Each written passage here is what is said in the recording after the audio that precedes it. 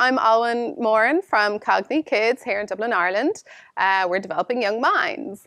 So I'm just going to do a few little hints and tips about networking and what I have found works for me. So you hopefully will get some suggestions and ideas from what I've learned so far. So networking for me was super important to do. I came from a non-business background, so I had no business network at all that I could leverage and tap into. So I needed to start from the ground up and really kind of network and get mentors from my networking and connections and so on that could help me in my business. So what I did originally was I literally participated in every kind of networking event that was going on. So I was probably going maybe to 3 different networking events per week. They were short little snippets, maybe half an hour or an hour long, but still it was just to try to build up that network. So once I started then, I went to a variety of different types of networking events, and I realized that there are some networking events that just don't fit for me. So they just don't work.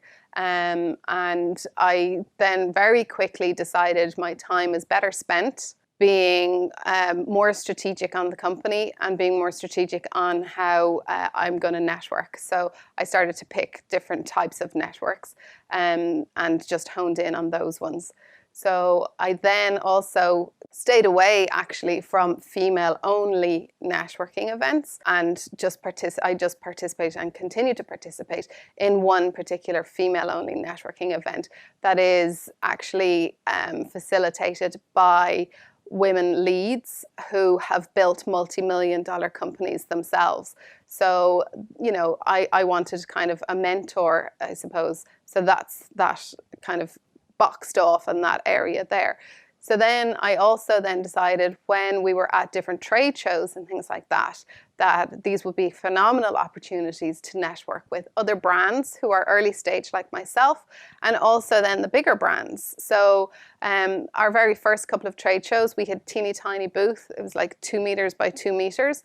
And I would spend most of my time off the booth and I'd be talking to other brands, just gaining some insight from their experience to date, figuring out their strategies and seeing, you know, kind of like where we could win-win, support each other to help each other to grow. I also then went to the bigger brands who have huge booths, and I would literally just rock up to the booth and I would say to them, okay, who's your CEO or your MD? Can I have 5 minutes with them? And most of them were, you know, kind of going, oh, okay, yeah. So it was a very different strategy. But I would literally kind of say, okay, so I'm upstairs. I've got a 2x2 booth. How do I get from there to here? Like, what do I need to do? And they are very, very generous a lot of the time with their knowledge and with their connections and their contacts. So that is a phenomenal networking tip that I would give everybody to do, is have your vision of where you want to be, particularly at trade shows and things like that, where you know that the decision makers and the key kind of people are going to be on these bigger brands, the ones that you admire and aspire to be, and just go up and ask direct questions. But you need to know what your ask is first. Don't waste their time with kind of, can I have a coffee, and no strategy. It's like, you know, so, and mine was, how do I get from there to this huge booth here? So also then what I've done is, our focus obviously is we want to penetrate the US properly and get a good strong foothold in the US market. So going to these trade shows, we became friends with a couple of different brands, and particularly US brands. And we'd start to hang out during the shows, and then we'd start to have dinner after the shows and things like that. So then that has spilled over into, we have Google Hangouts with the MDs of and CEOs of these other companies, at least once a month, if not more frequently, where we've got WhatsApp groups and things like that. So we would kind of keep in touch, shoot ideas off each other, going, hey, has anybody got any experience in this? Can anybody help me? Have you a connection here? Have you a connection there? And that even spilled over into 3 of us getting together for actually sharing a large booth at a trade show. So a booth that we would not be able to have got ourselves, but we were complementary products, complementary brands, and not competing. So we pooled our resources, got a huge booth, and then, you know, kind of got a really big draw into us that way. And so it really benefited. So it's always, I suppose, for me, it's always about the win-win.